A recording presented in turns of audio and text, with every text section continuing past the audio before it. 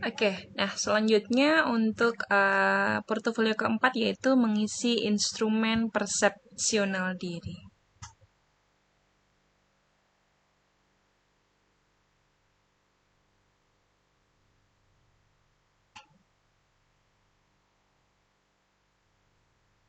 Selanjutnya adalah penyusunan dokumen pernyataan diri dosen, nah, PDD UKTPT. Nah, di dalam PDD UKTPT ini nanti silakan rekan-rekan yang pertama adalah membuat narasi mission statement. Mission statement ini isinya apa sih? Nah, untuk mission statement ini biasanya misi kita sebagai pendidik. Kemudian di dalam 3 dharma ini apa yang akan kita unggulkan? Apakah pada dharma penelitian, pengajaran maupun pengabdian. Nah, selanjutnya, kita diminta sendiri untuk mengisi nilai dari unsur pengajaran itu berapa, publikasi karya ilmiahnya berapa, dan pengabdiannya berapa. Masing-masing nilai dari PDD UKTPT itu minimal per poin 10%. Jadi boleh saja misalnya pengajaran saya minta untuk bidang pengajaran saya minta 10%, kemudian publikasi 50, pengabdiannya 40. Seperti itu bisa. Yang penting total unsur penilaiannya adalah 100%. Jadi kita pasti masing-masing teman-teman pasti memahami bahwa oh ternyata saya paling unggul di pengajaran nih karena saya punya buku dan sebagainya. Saya paling unggul di penelitian karena publikasi saya sangat banyak dan sebagainya. Itu pasti teman-teman memahami.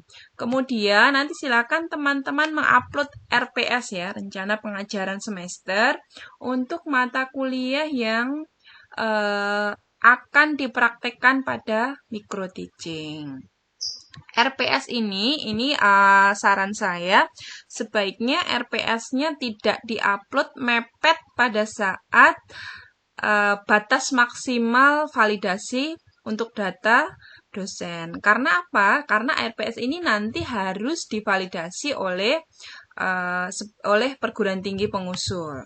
Kemudian nanti di unsur pengajaran ini ada link video pengajaran untuk micro teachingnya. Nanti dipastikan bahwa videonya itu sudah di-sharing atau dibuka sehingga asesornya bisa menonton. Video ini juga saya sarankan nanti uploadnya tidak mepet karena nanti harus ada validasi juga dari perguruan tinggi pengusul. Selanjutnya untuk penelitian. Nah, di penelitian ini nanti dosen diminta untuk memasukkan narasi penelitian.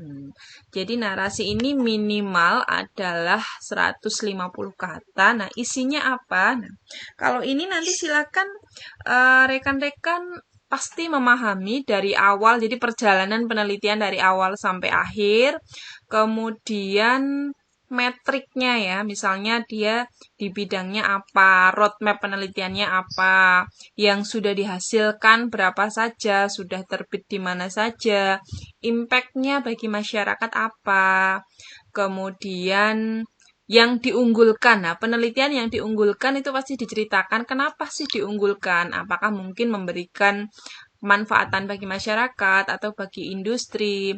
Kemudian mungkin apabila memiliki hak cipta, nah hak ciptanya apa saja. Kemudian hak cipta ini terkait dengan bidang apa.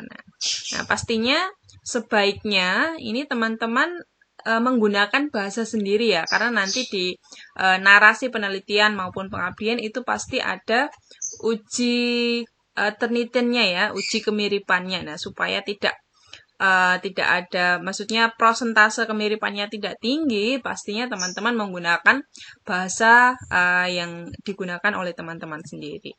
Kemudian nanti di unsur penilaian pada pengabdian, ini teman-teman silahkan menuliskan narasi pengabdian yang paling dianggap fenomenal.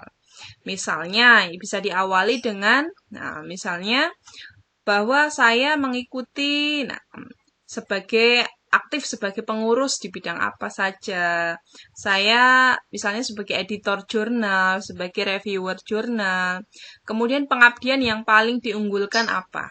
pesertanya berapa, kenapa diunggulkan, capaiannya apa, misalnya sebelumnya pelaku usaha dari tidak bisa ini menjadi bisa, atau dari sebelumnya pengolahannya manual menjadi menggunakan mesin dan sebagainya. Nah, jadi dipastikan bahwa misalnya batas waktu submit untuk narasi, publikasi, dan penelitian maupun upload RPS dan video misalnya tanggal 15 misalnya ya. Saran saya teman-teman sebaiknya mensubmit atau memvalidasi itu sebelum tanggal itu jauh-jauh hari. Kenapa? Karena ada validasi dari perguruan tinggi pengusul dan supaya juga servernya tidak crowded. Oke, semoga berhasil.